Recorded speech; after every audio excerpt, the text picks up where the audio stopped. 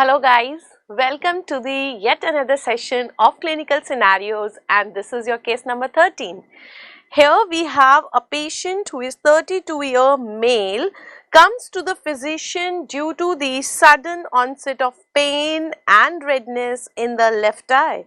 He also has photophobia, nausea, severe headache, not responding to ibuprofen, no trauma, and he has never had this episode before also. On review of the systems, the patient had a mild cold, so that was a common cold, for which he used over-the-counter oral decongestants. Physical examination shows a non-reactive mid-dilated pupil in the same eye.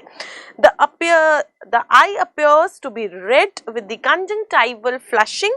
What is the next best step in evaluating this patient's condition?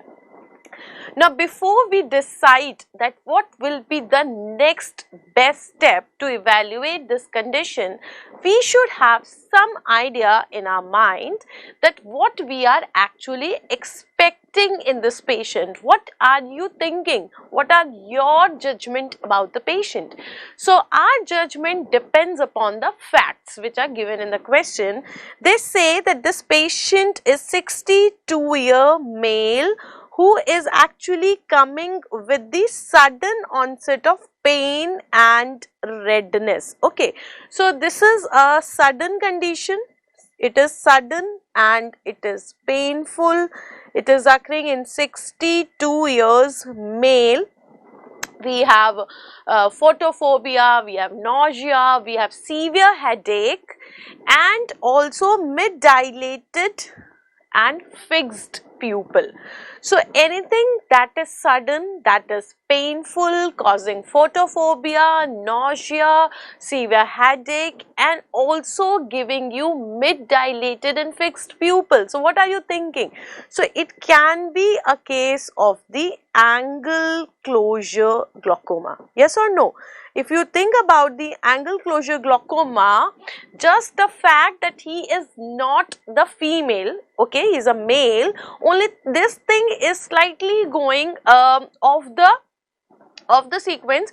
Otherwise, the age of the patient, okay, the sudden onset, the pain, the photophobia, nausea, severe headache, and also the mid-dilated non-reactive pupil, all these things are going in favor of this angle closure glaucoma. Now, the point is that they are saying that this patient had not suffered from the same attack before. There is no history of such episode before. So, why this has occurred now? So, basically what is the precipitating factor? So, see here, they have given you the use of the decongestants. So, these oral decongestants have actually precipitated the attack of angle closure glaucoma. So, you have the precipitating factor. While there is no history of trauma, no history of darkroom procedure, no history of watching a movie in a theater or a rainy season, the emotional stress, what are the other risk factors that can actually precipitate? Why I am telling you this? Because you know, questions are repeated from the concept and maybe they can twist the language. Next time they can ask you the same question. Here they have given you the history of oral decongestants which have actually precipitated the attack.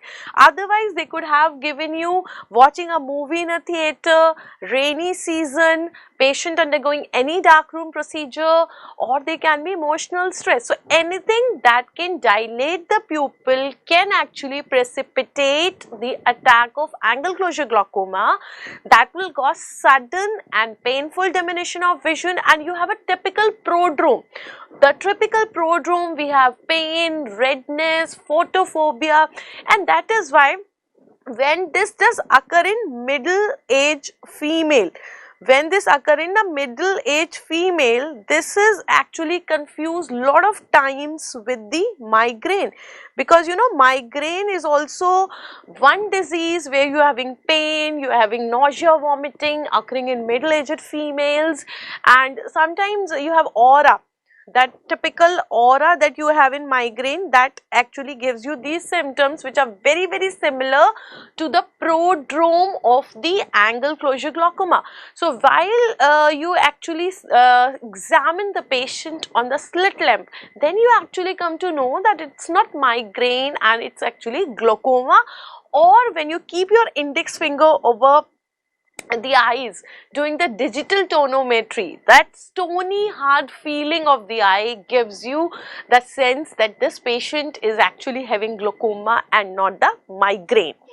Okay, so next let us see which of the following is the best step.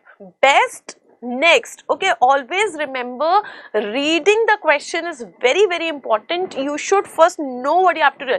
You have to tell the next best step, not the best overall. Okay, so the options are CT scan of the head, duplex studies of the carotid artery, lumbar puncture, or the tonometry. Now let us first analyze one by one why we do these investigations. First is the CT scan. So CT scan of the head. Why should I do the CT scan of the head? CT scan of the head is done when I am suspecting any calcification, because calcifications are the best to be seen on the CT scan, or if I am suspecting some trauma. If I am suspecting some trauma to the head, maybe there can be extradural hemorrhage or it can be subdural hemorrhage, any blood collection, then in those cases also I will order the CT scan, and maybe there is some fracture base of the skull. So in these cases basically I am doing the CT scan, while they are saying directly that there is no history of trauma here, the patient has not suffered from any attack before also, so you are not thinking of any space occupying lesion, any tumor, okay, or you are not having any history of infection. So we can also think about the TBM if I am thinking about the tubercular meningitis, any space occupying lesion. So we do not have any evidence of that. Okay. Then second is your duplex studies of the carotid artery. So when should I do this duplex studies of the carotid artery? This you do when do you suspect the vascular lesions.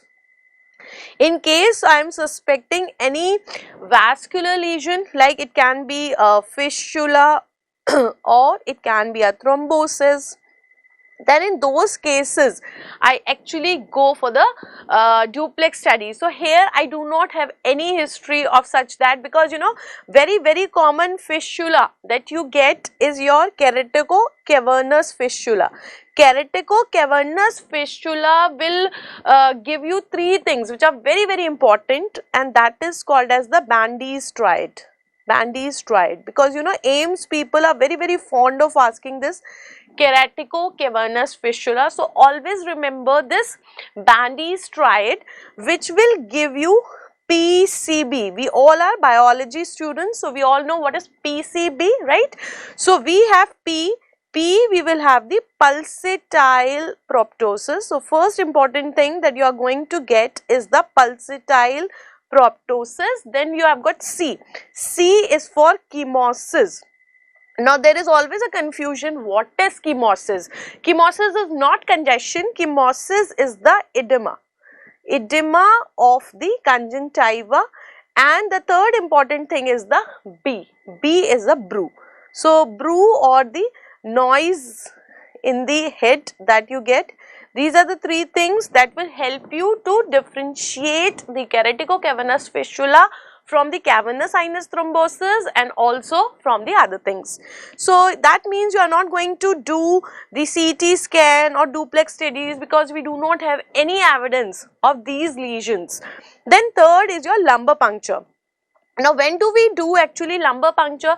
Lumbar puncture we are doing when we suspect the raised ICT, raised intracranial pressure. Now, what are the important causes of raised ICT? We used to learn as 3 T's. What are the 3 T's of the raised ICT? T for trauma, and they have directly given no history of trauma. T for TBM, tubercular meningitis, we do not have any evidence of infection. And T for tumor, so you do not have any evidence of the tumor or any space occupying lesion. You do not have any similar episode before. Moreover, what are the features of the raised ICT? If I talk about the features of the raised ICT, I should have the throbbing headache, very important, throbbing headache. So, throbbing headache along with the projectile vomiting. Okay, projectile vomiting, and usually what happens, this projectile vomiting relieves this headache. Once the patient has the projectile vomiting, headache will be relieved. Then what else? You will have also the amaurosis fugax. That is, you will have the transient ischemic attacks leading to transient obscuration of vision. So, you do not have the typical symptoms of the raised ICT. So, I think lumbar puncture is not required at this stage. Then what is the fourth one? So, by default your answer becomes the tonometry. What you are doing with the tonometry? By the tonometry means I am measuring the intraocular pressure. Is intraocular pressure required? Yes, because what I am suspecting in this patient, I am suspecting the angle closure glaucoma in this patient who is a 62-year male. He is having sudden onset also, pain is also there, photophobia is also there, nausea is there, headache, and that typical headache which is not responding to ibuprofen. If it is just a headache, it should have been relieved, but because this headache is due to the raised intraocular pressure, that is why it is not being relieved. Moreover, there is also a history of oral decongestants that can precipitate the attack of angle closure glaucoma. Then you are also getting the non-reactive mid-dilated pupil, that is very well known sign of the angle closure glaucoma. So, that means the answer should be tonometry. Before going to the advanced investigations and the advanced test, one should definitely go for the tonometry and rule out the angle closure glaucoma. Now, if you have got the angle closure glaucoma, it's very good. If you have not got it, then you can go for the further investigations to see what can else be there. So, I hope this is very clear. In case of any doubt, you can ping me up in any of the platforms. I think most of you must be connected to me on my YouTube channel, my Telegram group and channel, and Insta. So, I am there to help you at all the social platforms, wherever you feel like, and be comfortable. You can ask me the questions and get cleared up your doubts. Thank you and happy ophthalmology.